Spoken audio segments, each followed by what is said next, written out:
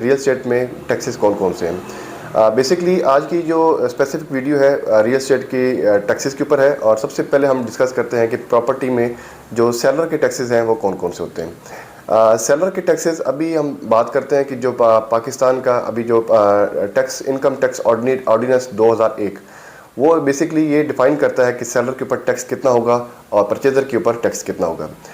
हमारे जो भी टैक्सेस होते हैं, जो भी हमारे सेलर के टैक्सेस होंगे या परचेजर के टैक्सेस होंगे, जिसे हम कहते हैं सरकारी टैक्सेस जिसे कहते हैं गवर्नमेंट के, वो डिपेंड करता है आपकी डीसी वैल्यू के ऊपर और एफबीआर वैल्यू के ऊपर।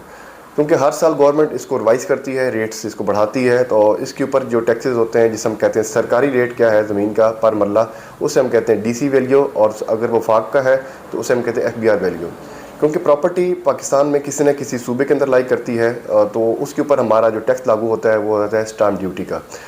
स्टैम्प ड्यूटी वो भी हमारी सरकारी रेट होता है। मिसाल के तौर पे मैं बैरिया की बात करूं या डीएचए की बात करूं, तो डीएचए में हमारे पास जो है वो 2.5 लाख रुपया, डीएचए 3 में 2.5 लाख रुपया पर मल्ला उसका सरकारी रेट है। जो भी हमारी फीसेस बनेंगी वो 2.5 लाख रुपया पर मल्ला के हिसाब से बनेंगी।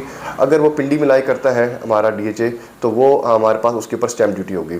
अब मिसाल के तौर पे हमारी जो प्रॉपर्टी है इस्लामाबाद में डीएचए 2 की बात कर लूँ, तो या जो भी डीएचए की या बैरिया की प्रॉपर्टी लाई करती हैं इस्लामाबाद के अंदर, सीडीए के अंदर लाई करती हैं, तो उनके ऊपर स्टैम्प ड्यूटी एग्जम्प्टेड होती है, क्योंकि वो पंजाब में लाई नहीं करती। उनके ऊपर सिर्फ एफबीआर का टैक्स होगा। तो स्टैम्प ड्यूटी हम अभी रिसेंटली आज से तकरीबन 2-3 माह पहले जो गवर्नमेंट ने रिवाइज़ की थी वो 1% है ऑफ डीसी वैल्यू। मिसाल के तौर पे डीएचए 3 का प्लॉट है 10 मरले का, उसका रेट सरकारी रेट है जिसे हम डीसी रेट कहते हैं वो है 2.5 लाख रुपया पर मरला, और 10 मरले का रेट हो जाएगा तकरीबन 25 लाख रुपया पर मरला। तो जो भी हमारी स्टैम्प ड्यूटी बनेगी वो हमारी 25 लाख रुपये के हिसाब 1% के हिसाब से वो 25,000 रुपीज़ बनेगी, जो हम पे करेंगे बैंक ऑफ पंजाब में, और जो डायरेक्टली जाएगी गवर्नमेंट ऑफ पंजाब के अकाउंट्स में। इसके बाद सेकंड टैक्स है हमारा जिसे कहते हैं एफबीआर टैक्स, ये भी कहते हैं एडवांस इनकम टैक्स भी कहा जाता है, जो कि हमारे पास इस टाइम जो उसकी रेट है मैं बात करूं मिसाल के तौर पे, अगेन मैं बात करता हूं डीएचए की या बैरिया की, तो डीएचए 3 की मिसाल लेता हूं तो वो है तकरीबन 2.5 लाख रुपया पर मरला। लेकिन इसकी जो परसेंटेज है for the filer it's about 2%, और फॉर नॉन फाइलर इस परचेजर के लिए है वो 7% तक है।